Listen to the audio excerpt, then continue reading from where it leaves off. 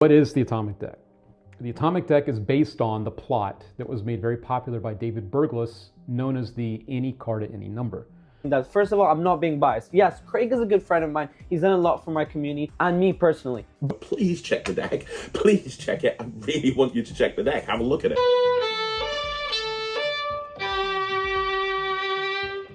I've ordered a second one just because some of the components of the atomic deck are pretty fragile and I may have to replace them, borrowing spare parts.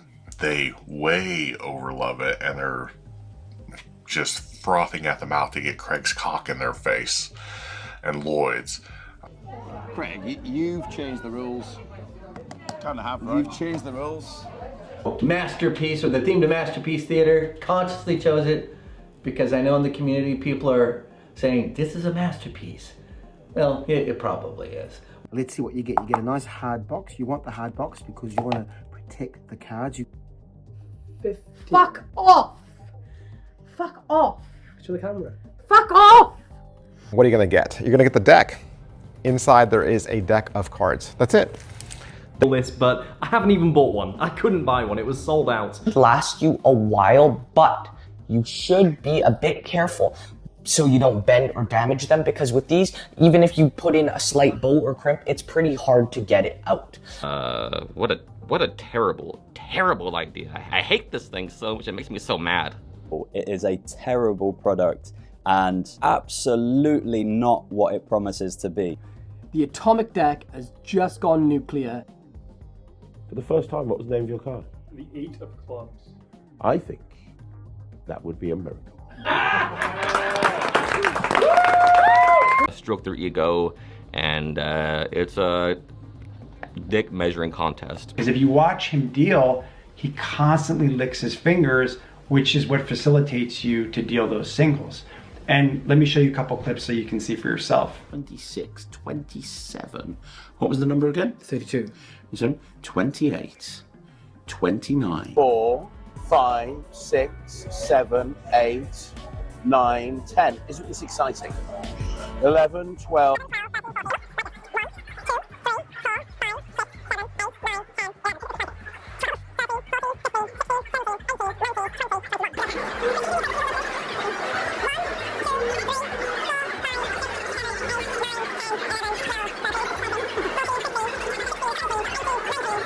We can be happy again, happy little family in this magic community that... 22. I've never had so much encouragement from somebody who's been fucking me up for the last 5 years. Greg Petty, Lloyd Barnes, Rick Relish, Murphy's Atomic Deck. Viel Spaß damit. Think of any playing card in the deck and I will pluck it from thin air.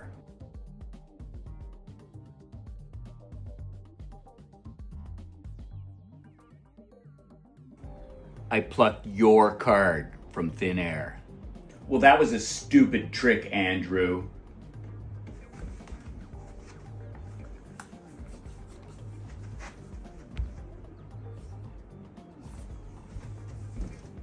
Well, I still don't know whether or not to buy Atomic Deck.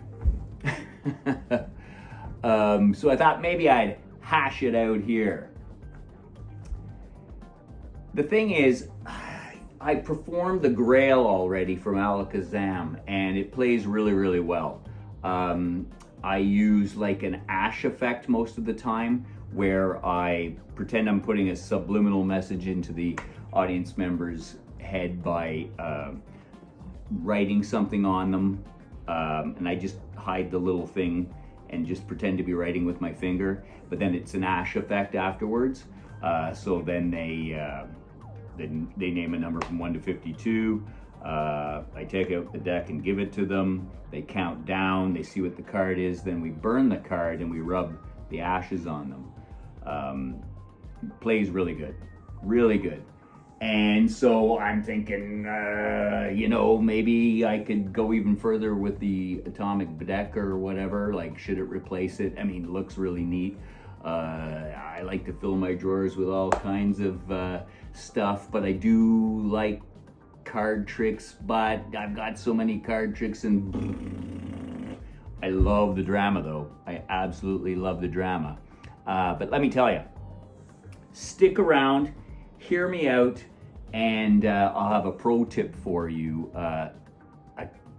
A really good pro tip for you near the end. The thing is that, so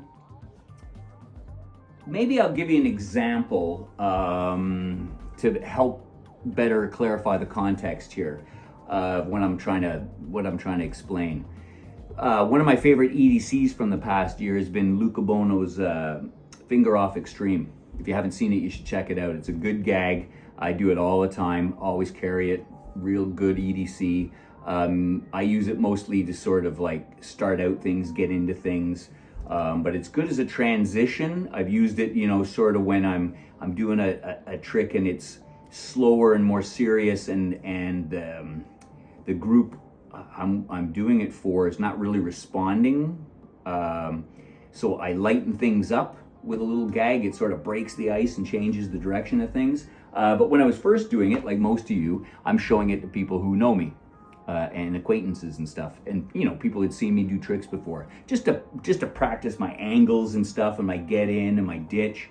And so what I was doing was I was saying, I got to warm up my fingers. You ever seen a magician warm up their fingers? And I would say, you got to stretch them out, but don't stretch them too hard. Don't twist on them too hard before they're warm, because you don't want to end up in a situation like this, right? You don't want to end up with that situation, and flat, like not good reactions at all. And because I like to banter, I even got heckled and stuff, but not good reactions at all. So I switched it and I started saying, hey, I got grandsons now and I'm practicing my thumb off thing. It's kind of I believe the way Luca first started using it. How does my, have you seen the thumb off thing? I'm a grandfather now, so I want to show the boys the old thumb off, so I've been practicing it. How does it look? Oh darn, I've pulled on my thumb too hard again, and that kind of thing, and great reactions. Oh, maybe because it's about my grandsons, and people who know me are being polite, but I got genuinely good reactions. So I just kind of figured, oh, okay, so I'm not really good at the pinky thing, and I'm not really good at the pinky off thing. So I'll just stick with the thumb thing. But later on, I thought, whenever I did the pinky thing before, I got good reactions, and I thought, but come to think of it, it was from people who didn't know me. It was in actual professional performances when I would do the finger thing, but I was just making the finger disappear and come back again. I got good reactions, and I thought maybe it is just the gag, like you got to keep it gaggy. And I was curious, so you got to keep it gaggy. Bet you Craig Petty could turn that into a joke. So what I did was I went back to it and put it into performances as an opener to sort of establish my personality, so that whether it was liked or not, it established my personality before I started performing a routine. I would just sort of slow it down. I'd say, okay, I've got to warm up my fingers. I want to show you good magic. I got to warm them up. So I wouldn't goof around in the beginning. I'd almost make it sound like I was serious about warming them up. And I'd say, because if they're not warmed up, you can end up twisting them around and end up in this situation, and that wouldn't be good. And people would respond great. People who didn't know me would respond great. So what's the lesson there? And how does it relate to Atomic Deck? It does. You have to remember that the methods just don't matter. The sleights just don't matter. The quality of the gimmicks don't even matter. I mean, I had to laugh. I was doing a version with flash paper of that I put over my finger and showing it as an EDC on a Facebook EDC group, and the flash paper would burn and then, you know, reveal the gimmick. And one guy jumped in immediately and said, "Oh, that looks awful. You could have made something that looked way more shocking and better yourself at home." And I was like, you know, it was just funny, the reactions. But it reminded me, you know, magic when you're performing it, and especially when you're trying to pick stuff for yourself, because a lot of stuff can take a lot of time and commitment to get good at. Before you do all that, you have to have a sense of what's gonna work for you. What's gonna work for you? Like, you have a routine in mind. Is it gonna fit into that particular routine? Is it gonna fit your personality? Can you make it fit your personality? I mean, if you really like the idea of the gimmick, or like you really wanna do an A-can for whatever reason, it suits you, or it suits other things you're doing, or maybe you only wanna do one card trick in an entire routine, so you want it to be a hitter and you think this might be the one. You gotta decide if you have a way to make it actually work for you, you know, and showing it to people you know isn't necessarily going to show you if it's gonna work in a magic routine. It's gonna show you if they can catch you, you know, it's gonna show you, you know, it's gonna expose the weaknesses of your technique fairly quickly. But really, I have to think in terms of, is the atomic deck going to replace the Grail for me? Do I have a place for it? I mean, I really like the look of it. I really like the workings of how it sort of looks, how it works, and it's fascinating, and it might be just a great thing to have in my collection.